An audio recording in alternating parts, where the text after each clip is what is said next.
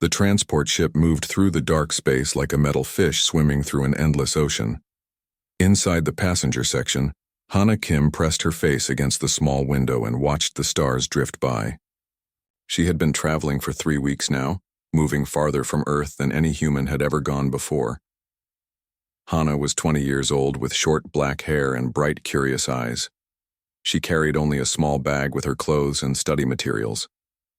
Everything she owned could fit in one bag because she was going to a place where nothing from Earth would work properly. The destination was Nexus University, the most important school in the entire galaxy. It floated in space near a giant gas planet called Kepler 442b. The planet was beautiful with swirling clouds of blue and purple, but Hana barely looked at it. She was too nervous about what waited for her at the university. Hana was the first human student ever accepted to Nexus University. The school was famous across 12 different star systems. Students came from 12 different alien species to study there. Each species believed they were smarter than all the others. The ship docked with a soft bump. Hana picked up her bag and walked to the exit. The hallway beyond was much larger than anything built for humans. The ceiling was so high she could barely see it. The walls glowed with a soft white light that came from somewhere she could not see. Other students moved through the hallway. Hana tried not to stare, but it was impossible not to look. Some students had blue skin and 4 arms. Others looked like they were made of living crystal that caught the light and threw rainbows on the walls. A few students seemed to be made of pure light itself, floating just above the ground. Hana felt very small and very human. A voice spoke behind her. "You must be the primitive one." Hana turned around.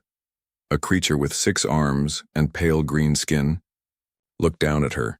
Each arm ended in a hand with too many fingers. The creature wore a flowing robe that changed colors as it moved. "I am Professor Vex," the creature said. Its voice sounded like wind chimes in a breeze. "I handle new student registration. You are the human, correct?" "Yes, sir," Hana said. "I am Hana Kim from Earth." Professor Vex made a sound that might have been laughter. "From the dirt planet. Yes, I have read about your species. Very young. Very simple. You only learned to travel between stars a few years ago." Hana nodded. It was true that humans had only invented faster than light travel recently. Most of the other species had been traveling between stars for thousands of years. "Follow me," Professor Vex said. "We must discuss your placement." They walked through hallways filled with strange students. Hana saw creatures that looked like giant insects walking on their back legs. She saw beings that seemed to be made of water held together in a clear suit. She saw others that she could not even describe. Some of the students stopped talking when they saw her. They whispered to each other in languages she did not recognize. But Hana had always been good with languages. Her brain seemed to pick up patterns in the way people spoke. Already she was starting to understand a few words here and there. The words she understood were not kind. Mammal. Backwards. How did it even get here? Professor Vex led her to a large office. The walls were covered with documents written in dozens of different alien languages. A desk in the center of the room was covered with papers and strange devices that hummed quietly. "Sit," Professor Vex said, pointing to a chair that was too big for Hana. She sat on the edge of the chair, her feet barely touching the floor. Professor Vex picked up several papers with 4 of his hands while using the other 2 to operate a glowing device.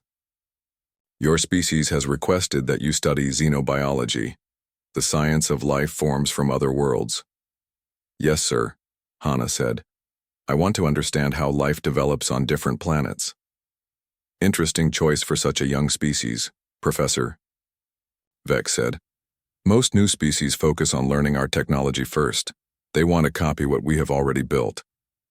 "We prefer to understand how things work," Hana said. Professor Vex looked at her with eyes that changed color from green to yellow. "Understanding requires intelligence. Your species scored very low on the Galactic Intelligence Assessment." Hana said nothing. She had heard about these tests. They measured intelligence based on how other species thought. Humans did not think, the same way as most aliens, so they did not do well on alien tests. Because your species is still probationary, Professor Vex continued, there are special rules for where you may sit in classes. He showed her a diagram of a classroom. The seats were arranged in rows from front to back. The front 3 rows are reserved for true scholars, Professor Vex explained. The Mindari sit in the first row. They can read thoughts and share knowledge instantly. The Christek sit in the second row. They are made of living crystal and can store vast amounts of information. The Luminari sit in the third row. They are beings of pure energy and can process data at the speed of light.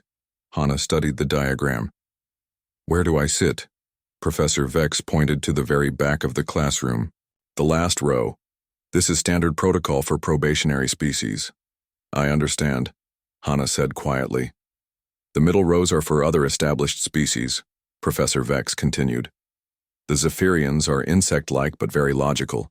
The Deeplings live underwater but are excellent mathematicians. The Voidborn are very ancient and wise. What about humans? Hana asked. Humans sit in the back until you prove you deserve better placement, Professor Vex said. If you prove yourselves worthy, perhaps in a few hundred years your species might earn middle row seating, Hana nodded. She had expected something like this. Humans were new to galactic civilization. They had to earn their place. Classes begin tomorrow, Professor Vex said. Your schedule has been loaded onto this device. He handed her a small rectangular object that felt warm to the touch. Touch it with your finger to activate it. Hana pressed her finger to the device. Text appeared in the air above it, showing her class schedule. Advanced Quantum Biology, Stellar Engineering Fundamentals, Galactic, History, Comparative Evolutionary Theory. These are advanced courses, she said. Yes, Professor Vex replied. We do not waste time with basic classes. Either you can keep up or you cannot. If you cannot, you will be sent back to your dirt planet. Hana stood up from the too-big chair. I understand. Thank you for your time. As she walked toward the door, Professor Vex called after her. One more thing, human, do not embarrass your species. Many faculty members voted against allowing any humans to attend. They believe your kind is not ready for true education. Hana stopped at the door but did not turn around. I will do my best, Professor Vex. She left the office and walked through the hallways toward her assigned dormitory room. Students continued to stare at her and whisper. Some laughed when they saw her small size compared to the giant hallways built for much larger species. But Hana kept walking. She had come too far to be bothered by stares and whispers. She had work to do. Tomorrow she would sit in the back row of her first Galactic University class.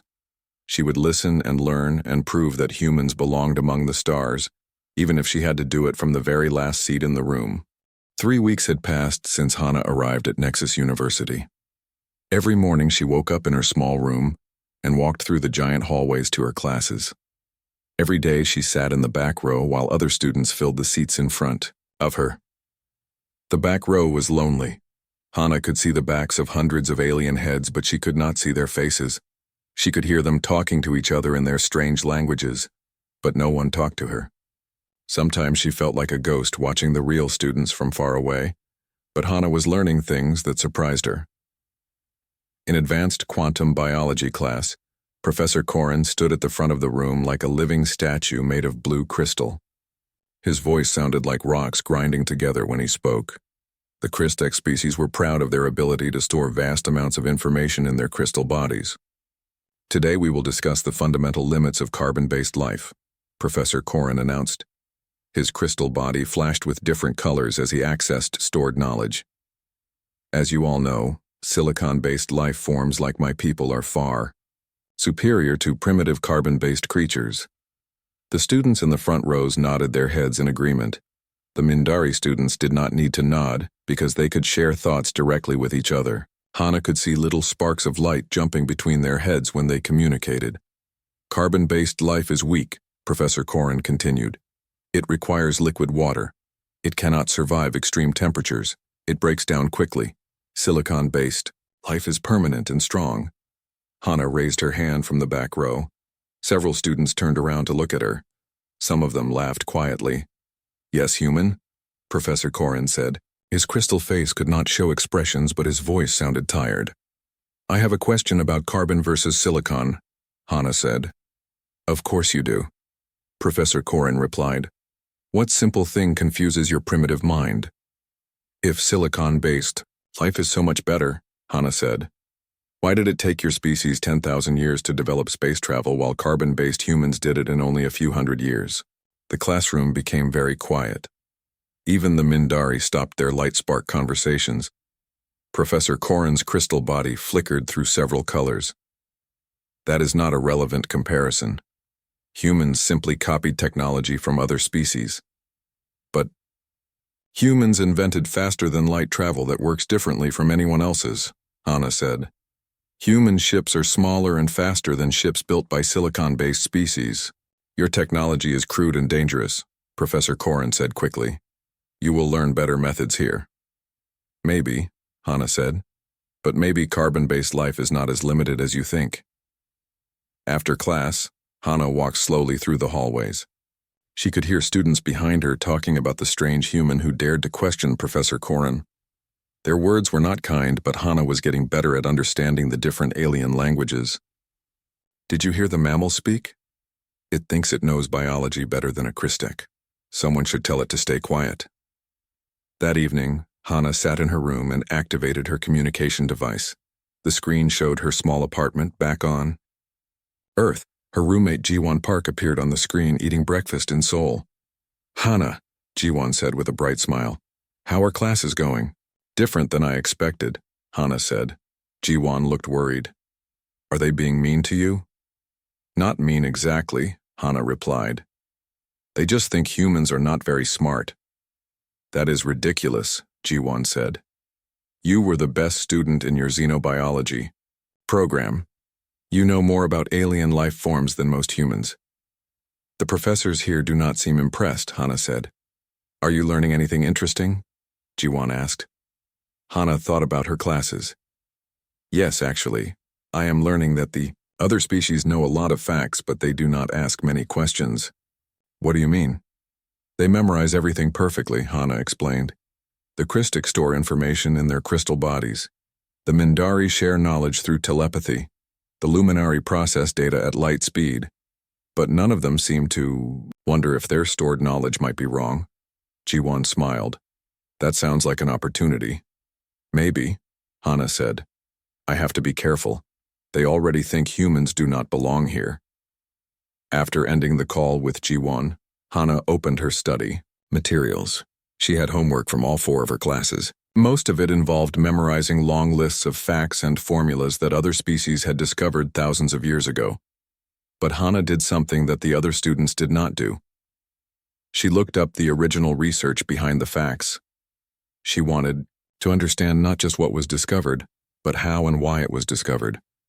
The university library was enormous. It contained knowledge from 12 different species collected over thousands of years. Most students simply downloaded the information they needed directly into their brains or storage systems. But humans could not do that. Hana had to read everything the old-fashioned way. She spent hours reading about quantum biology, stellar engineering, and galactic history. The more she read, the more questions she had. The more questions she had, the more she realized that much of the accepted knowledge had never been properly tested. For example, all galactic civilizations used the same basic faster-than-light drive design. It was based on mathematics discovered by the ancient void-born species 10,000 years ago. Every species had simply copied the same design with small improvements. But humans had invented a completely different type of drive. Human faster-than-light. Travel did not use complex mathematics. Instead, it used something that human engineers called intuitive spacefolding. They could not explain exactly how it worked, but it worked better than the traditional drives. In Stellar Engineering Fundamentals, Professor Nix floated at the front of the classroom like a ball of bright yellow light. The luminary species were beings of pure energy who could think at incredible speeds. "The mathematics of hyperspace travel are very complex," Professor Nix said. His voice sounded like electricity humming through wires. It requires perfect calculations across 6 dimensions. Even the smallest error can destroy a ship. Students in the front rows took notes with various devices. Some wrote with light, others carved information into crystal tablets, and the Mindari simply absorbed the knowledge directly. This is why, Professor Nix continued, only the most intelligent species can safely travel between stars. It took most species thousands of years to develop the necessary mathematical understanding. From the back row, Hannah raised her hand. What? Is it human? Professor Nix asked. How do human ships travel faster than light without using the complex mathematics? Hannah asked. Professor Nix flickered brighter. Human technology is primitive and dangerous. Your ships should not be able to work. But they do work, Hannah said. And they are faster and more efficient than traditional drives. Impossible, Professor. Nix replied quickly. You must have stolen the technology from another species. Humans invented it independently, Hannah said. And human pilots do not need to do complex calculations. They just feel where to go. Several students laughed. The idea that someone could navigate hyperspace by feeling seemed ridiculous to them. Feelings are not scientific, Professor Nix said. Mathematics is precise. Feelings are for primitive species who cannot think properly. But Hannah noticed something interesting. Professor Nix seemed uncomfortable with the questions. His light flickered in patterns that suggested confusion rather than confidence. After class, Hannah walked to the library again.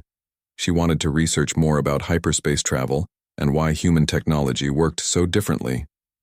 She was beginning to suspect that the accepted knowledge might not be as complete as everyone believed. As she studied late into the night, Hannah began to see patterns that the other species had missed. She started to understand why human technology worked even though it should not work according to galactic science. Maybe being in the back row was not such a bad thing after all. From the back, she could see things that the students in front could not see. She could ask questions that no one else thought to ask. And slowly Hannah began to realize that being underestimated might be the greatest advantage of all. 2 months had passed since Hannah arrived at Nexus University. Her professors had grown used to her questions, though they did not like them. Her classmates had grown used to her presence in the back row, though they still whispered about the Yao, strange human who dared to challenge established knowledge. But Hannah had grown used to something too. She had grown used to spending long nights in the university library, reading research that other students never bothered to examine. Tonight was different. Hannah sat in the deepest section of the digital library, surrounded by glowing screens that showed documents from across the galaxy.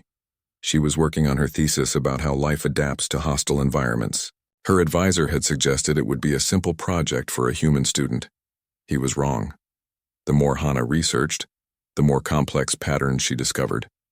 Life seemed to develop in similar ways on planets that were completely different from each other. Species that had never met showed similar evolutionary solutions to similar problems. But there was something else, something that made Hannah's heart beat faster as she read through ancient archaeological reports. She had found references to something called the originators.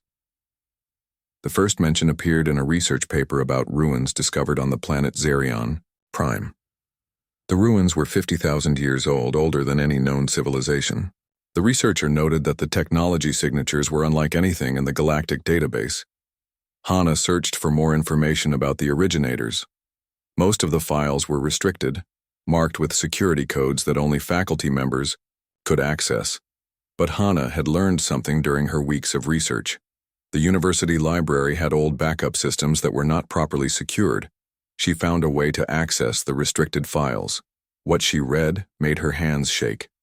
Archaeological teams had found originator ruins on dozens of planets across the galaxy. The ruins were always the same age, approximately 50,000 years old. The technology was always the same, though far more advanced than anything that existed today. But there was something that made Hannah's breath catch in her throat.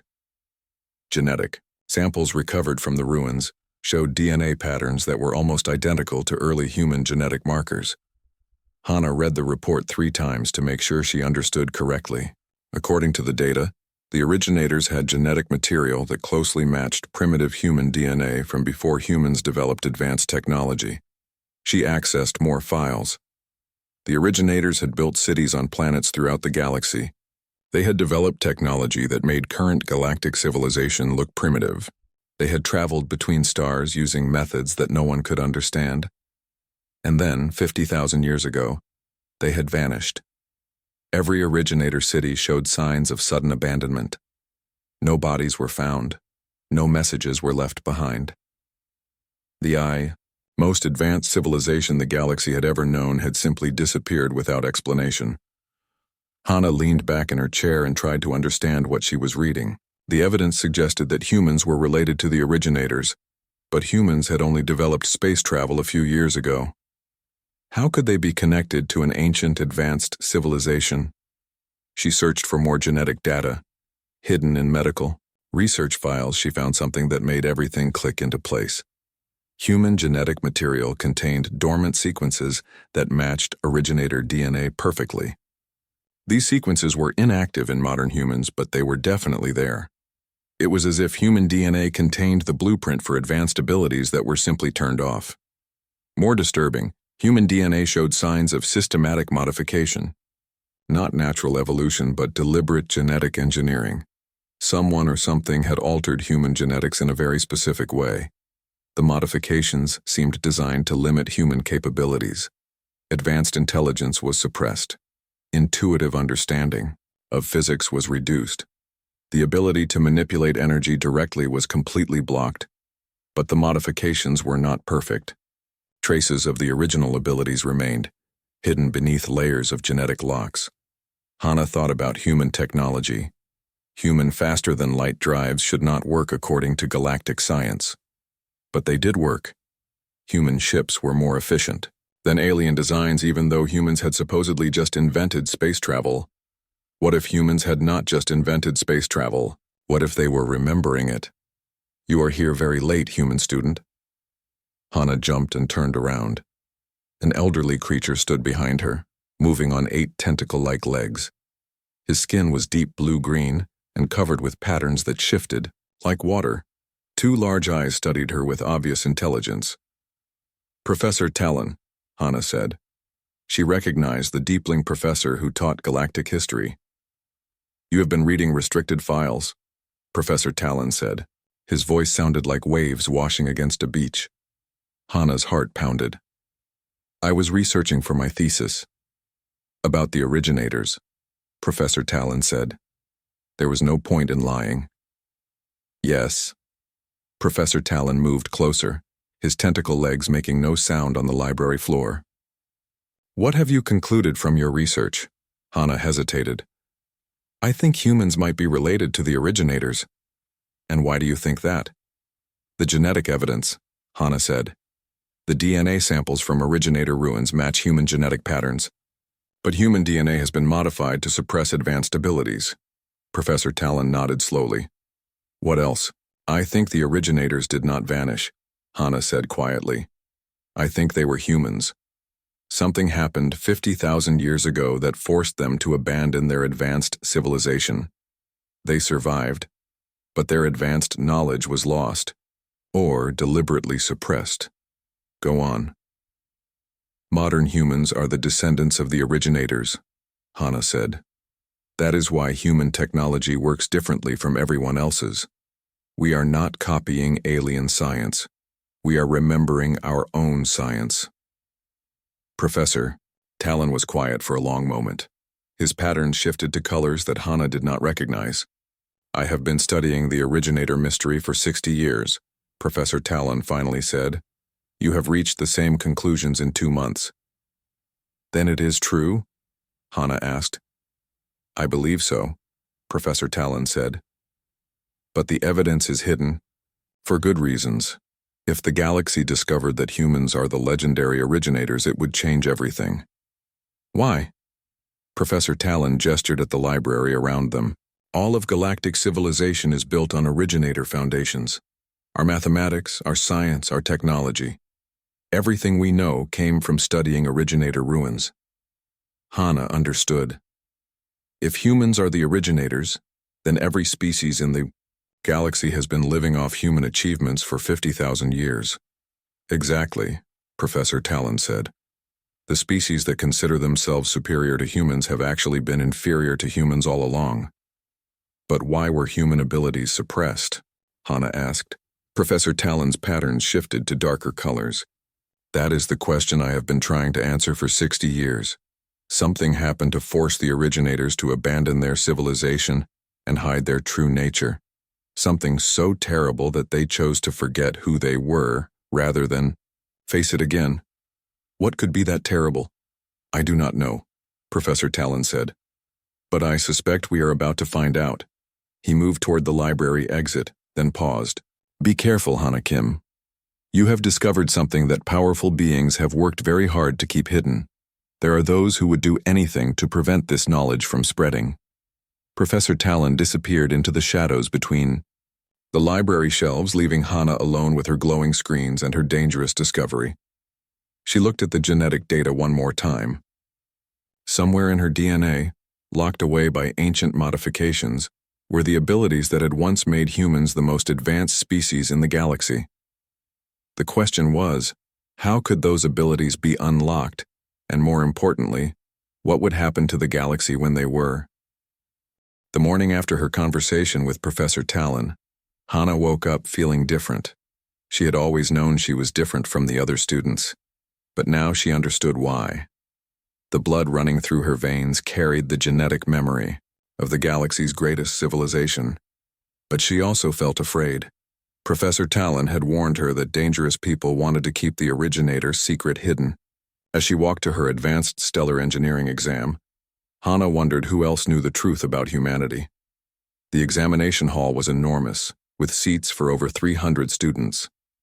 Hana took her usual place in the back row and watched, as students from 12 different species filled the seats in front of her. The Mindari students communicated through silent telepathy. The Christek students accessed stored information with flashes of colored light. The Luminari students floated slightly above their seats, their energy forms glowing softly. Professor Nix appeared at the front of the hall like a ball of brilliant yellow light. His electrical voice crackled through the air. Today, you will complete the final examination for advanced stellar engineering, he announced. This test will determine whether you truly understand the principles of faster-than-light travel. Examination papers materialized at each student's seat. Hana looked down at her paper and felt her heart sink.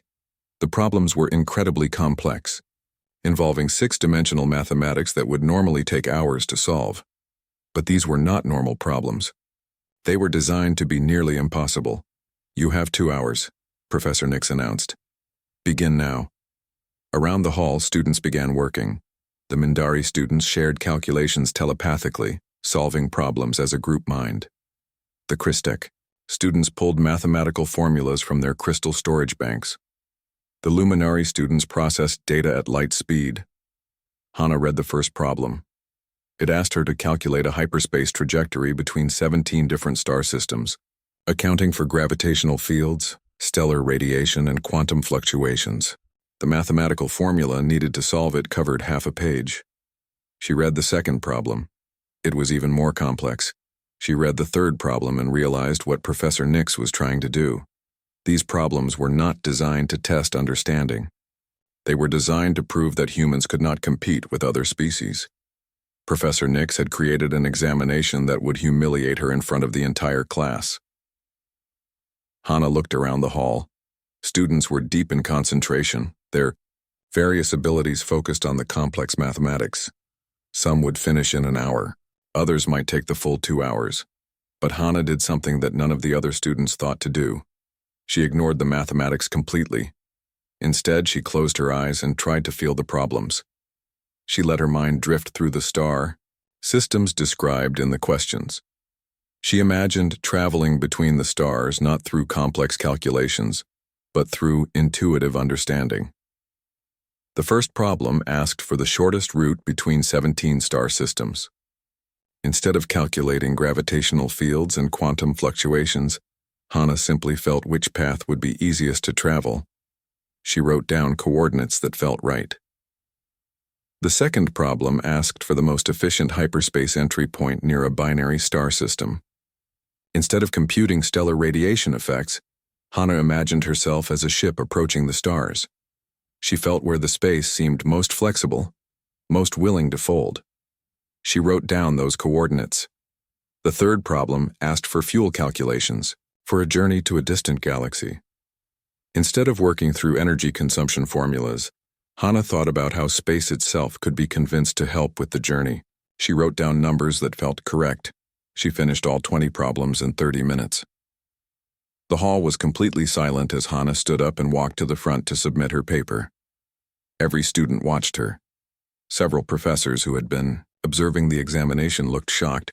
Professor Nix flickered brighter as Hana approached. "You cannot be finished already." "I am," Hana said, handing him her paper. Professor Nix scanned her answers with energy vision that could process information instantly. His light grew brighter and brighter until students had to shield their eyes. "This is impossible," he said. "Is there a problem?" Hana asked. "Your answers are correct," Professor Nix said. "All of them, but you did not show any mathematical work." "I did not need to," Hana said. "You cannot solve hyperspace navigation problems without mathematics." Professor Nix's voice crackled with electrical anger. "These problems require precise calculations." "Maybe for other species," Hana said quietly, "but not for humans." "You must have cheated," Professor Nix declared. "There is no other explanation." "How could I cheat?" Hana asked. "I was sitting alone in the back row. I had no devices except the examination paper you provided." By now, every student in the hall had stopped working to watch the confrontation. Word was spreading through telepathic networks and crystal communication systems. Other professors were arriving to see what was happening. "Demonstrate how you solve the problems," Professor Nix demanded. Hana walked to the large holographic display at the front of the hall. With gestures, she activated the three-dimensional star chart that showed the galaxy in perfect detail. "The first problem," she said, "finding the shortest route between 17 star systems." She moved her hands through the holographic stars, tracing a path that seemed to flow naturally from system to system. The path she drew was not the mathematically shortest distance. Instead, it followed curves in space that somehow felt more natural. "This route is longer than the mathematical solution," Professor Nix said. "But it requires 60% less energy," Hana replied. "And it is twice as fast." She pulled up the navigation computer and entered her coordinates. The computer confirmed her claim. Her route was indeed more efficient than the mathematical solution. "How is this possible?" Professor Nix demanded. "Because space is not rigid," Hana explained. "It has currents and flows, just like an ocean. If you feel where space wants to be folded, you can travel with the currents instead of against them." She demonstrated the second problem. Again, her intuitive solution was more efficient than the mathematical one. "Mathematics treats space like a flat surface with obstacles," Hana continued. "But space is alive. It responds to how you approach it. If you ask nicely, space will help you travel." "That is not scientific," Professor Nix shouted. "Space does not have feelings." "How do you know?" Hana asked. "Has anyone ever tried talking to space?" A new voice interrupted the argument. "What is happening here?" Dean Gorix had arrived. The Mindari administrator floated at the edge of the crowd, his large brain visible through his transparent skull. Telepathic energy sparkled around him as he read the thoughts of everyone present. "This human claims to solve hyperspace problems without mathematics," Professor Nix said. "It is clearly impossible." Dean Gorix studied Hana with eyes that seemed to look directly into her thoughts. "Show me," he said. Hana turned back to the holographic display. She pulled up a new problem, one that was not on the examination. It showed a route from Nexus University to a distant star system on the far edge of the galaxy. "Traditional mathematics says this journey would take 6 months and require a ship the size of a small city to carry enough fuel," she said. She traced a new path through the stars, following curves and flows that only she seemed to see. "But if you travel like this," she continued, The journey takes 3 weeks and uses so little energy that a ship the size of my dormitory room could make the trip. The navigation computer verified her calculations. The crowd of students and professors murmured in amazement and fear. Dean Gorix moved closer to Hana, his telepathic abilities pressed against her mind, trying to read her thoughts. But something strange happened. Instead of reading Hana's mind, Dean Gorix suddenly staggered backward as if he had been hit by a powerful force. "Your mind," he whispered. "There are locks in your mind, genetic locks, but they are breaking." Hana felt something shift inside her head, like doors opening that had been closed her entire life. Suddenly she could sense things she had never sensed before. The energy flows in the room, the quantum fluctuations in space around the university, the gravitational currents that moved between stars. "What is happening to me?" she asked. Dean Gorix looked terrified. "You are remembering," he said. "You are remembering what your species used to be." The crowd of students began to back away from Hana. Even the professors looked frightened. "We need to contact Chancellor Zix immediately," Dean Gorix said. "This changes everything." That evening, Hana sat in a secure meeting room deep inside the university administration building. Her head still felt strange from whatever had happened during the examination. It was as if someone had turned on lights in rooms of her mind that had always been dark. Across the table sat Professor Talon, Dean Gorix, and a figure that made Hana's breath catch in her throat. Chancellor Zix was ancient beyond imagination. His species, the Voidborn, were older than any other known civilization. He looked like living shadow wrapped in starlight, with eyes that held the darkness between galaxies. When he spoke, his voice seemed to come from the empty spaces between atoms. "So," Chancellor Zix said, "the human child has begun to awaken." "Awaken to what?" Hana asked. "To what you truly are," Professor Talon replied. "We have been studying the evidence for decades, but we needed to be certain before revealing the truth." Dean Gorix leaned forward, his large brain pulsing with telepathic energy. "When I tried to read your mind during the examination, I encountered genetic barriers that are breaking down. These barriers were designed to suppress memories and abilities." "What kind of memories?" Hana asked. Chancellor Zix gestured, and the lights in the room dimmed. Holographic images appeared in the air, showing star charts that went back thousands of years. 50,000 years ago, Chancellor Zix began, the galaxy was ruled by the most advanced civilization that had ever existed. They called themselves the Seekers, but history remembers them as the Originators. The holographic images showed beautiful cities floating in space, ships that moved like living creatures, and beings that looked remarkably human. The Originators were not just advanced, Professor Talon continued. They were transcendent. They could manipulate space and time with their minds. They could communicate across vast distances instantly. They could travel between stars by simply willing themselves to new locations. "They were gods," Dean Gorix said quietly. "They were human," Chancellor Zix corrected. "They were your ancestors, Hana Kim." The holographic images changed, showing genetic charts and DNA comparisons. Hana saw her own genetic pattern compared to samples from Originator ruins. The match was perfect. "But something went wrong," Hana said. "The Originators disappeared." "They did not disappear," Chancellor Zix said. "They chose to forget." The holographic display showed images that made Hana feel sick with dread.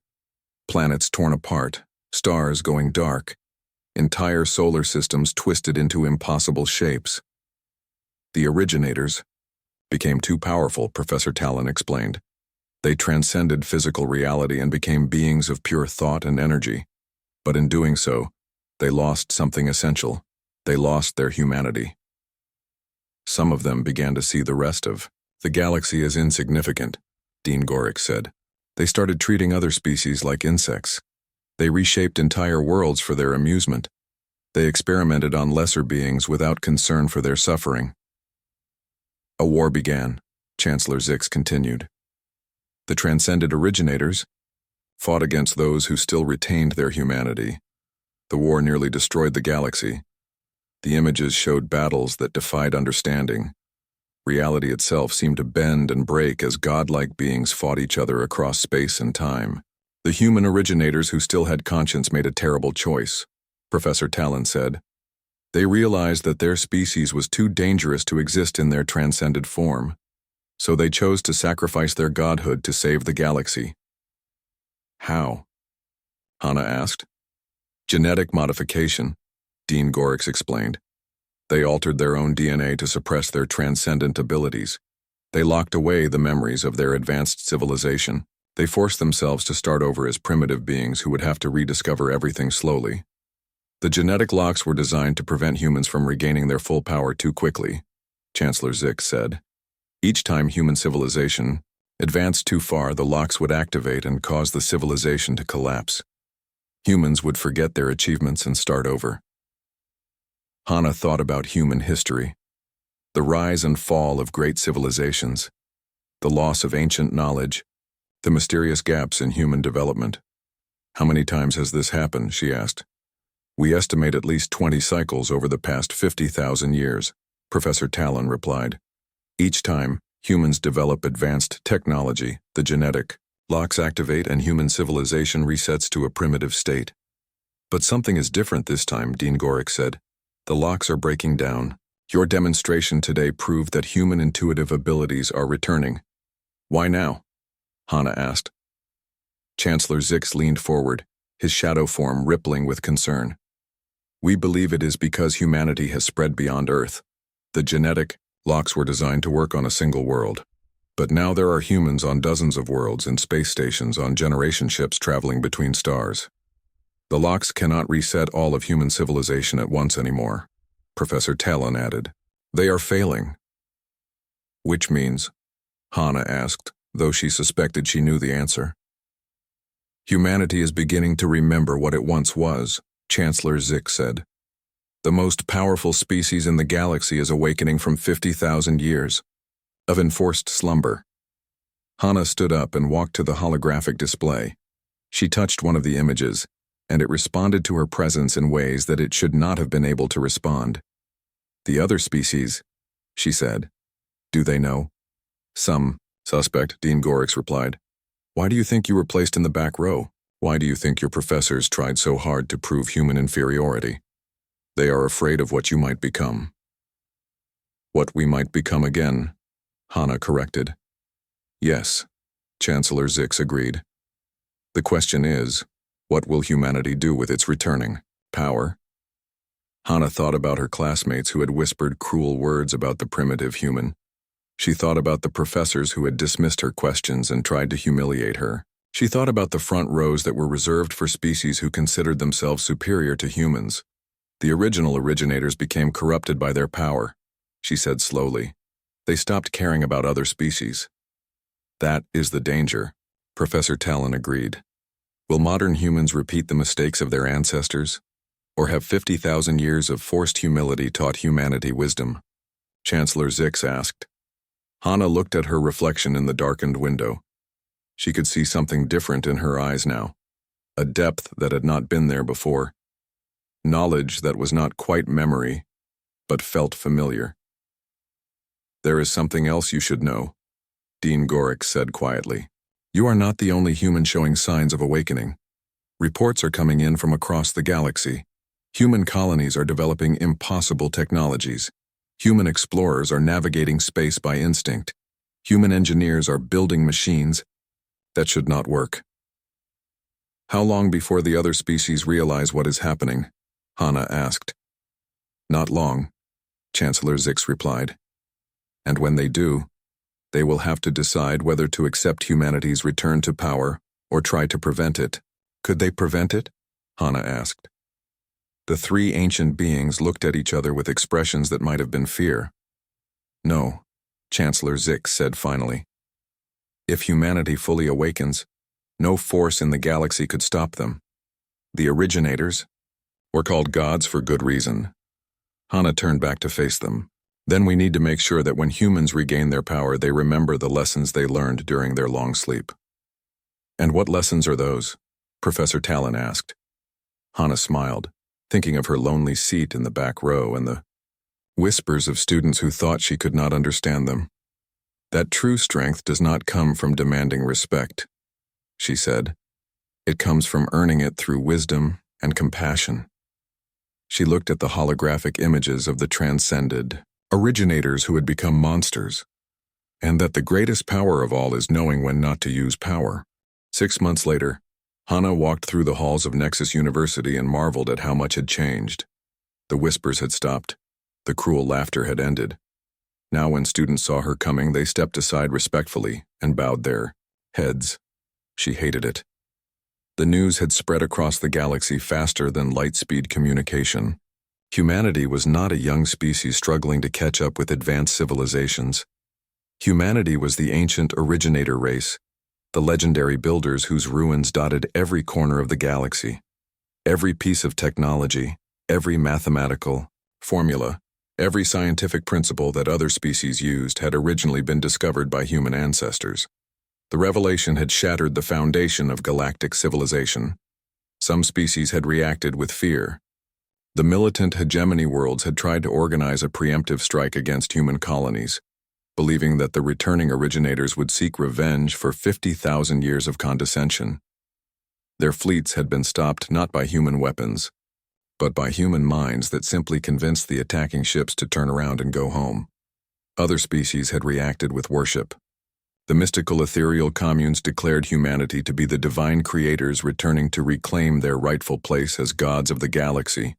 They built temples in human honor and begged for guidance from their transcendent masters. But most species simply reacted with embarrassment. They realized that they had spent millennia looking down on the very beings who had created everything they valued about their civilizations. The Galactic Academic Council had held emergency sessions. New protocols were established. Humans were officially recognized as the elder species, with status above all other known civilizations. Special accommodations were made for human students at every university. The front 3 rows of every classroom were now reserved exclusively for humans. But on the first day of the new semester, when Hana walked into advanced quantum biology, she did not sit in the front row. She walked past the empty seats of honor and sat in her familiar place in the back row. Professor Corrin's crystal body flickered through confused colors. "Hana Kim," he said, his rocky voice now carefully respectful. "Your assigned seat is in the front row." "I know," Hana replied. "I prefer to sit here." "But you are human," Professor Corrin said. "You are originator. You deserve the place of highest honor." "I deserve the place where I can learn best," Hana said, "and that is where I have always sat." The other students turned to stare at her. Their faces showed confusion and something that might have been relief. They had been terrified that the returning originators would demand submission and servitude. Instead, Hana smiled at them the same way she always had. "Shall we begin today's lesson?" she asked Professor Corrin. The semester continued, and Hana continued to sit in the back row of every class. Other human students began arriving at Nexus University. When they saw the empty front rows waiting for them, they asked why those seats were reserved. "For humans," the professors would explain. "For the elder species, for the rightful rulers of galactic civilization." But when the human students learned the full story, most of them made the same choice Hana had made. They walked past the seats of honor and found places among the other students.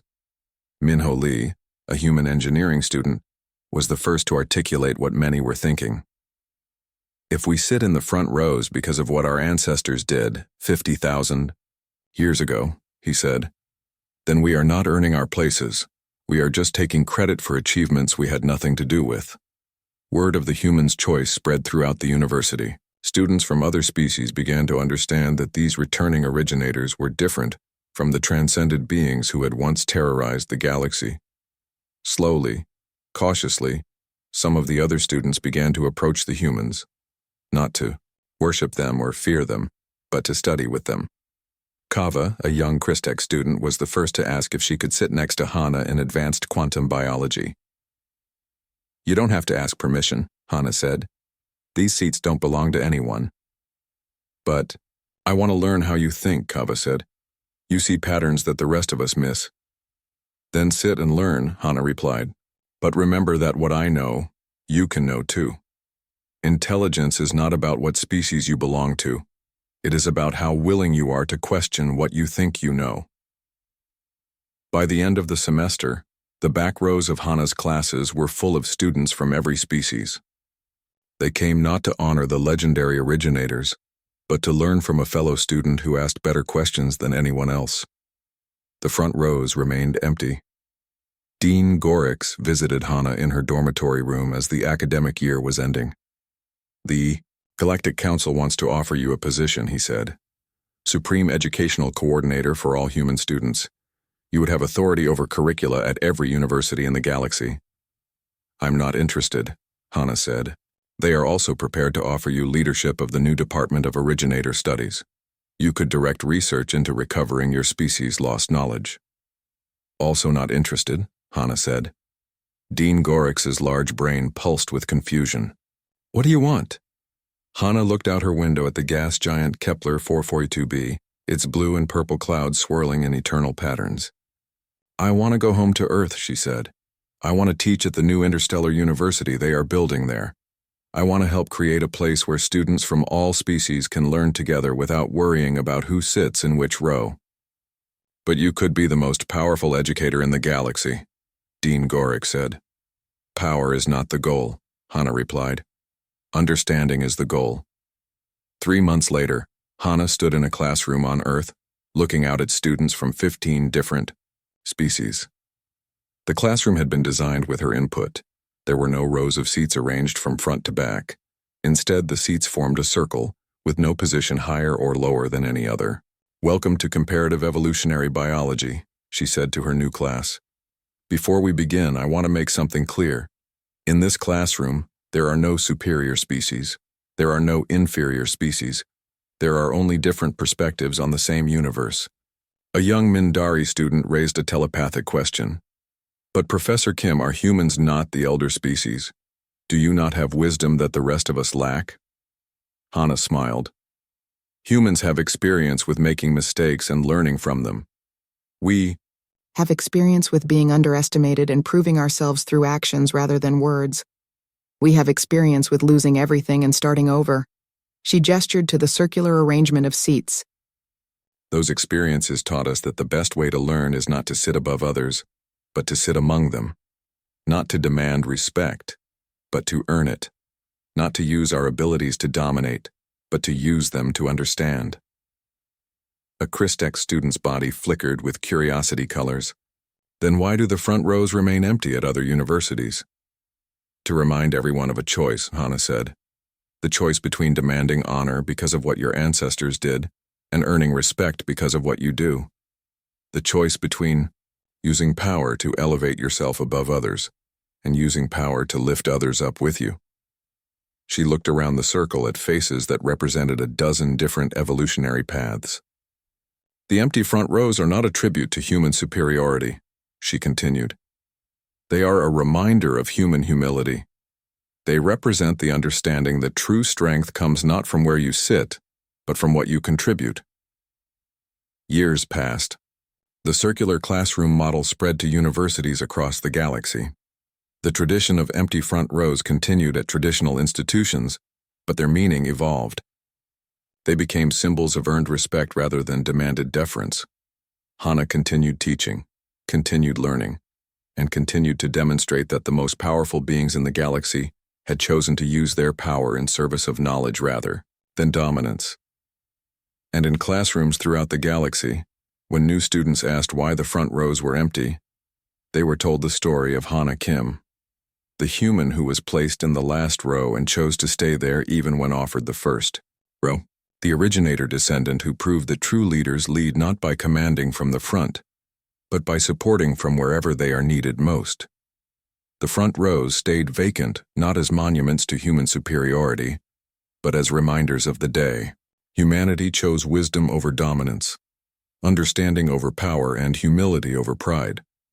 They stayed vacant forever not because humans demanded it, but because no one who truly deserved to sit there would ever ask to sit there. And that, perhaps, was the most human lesson of all.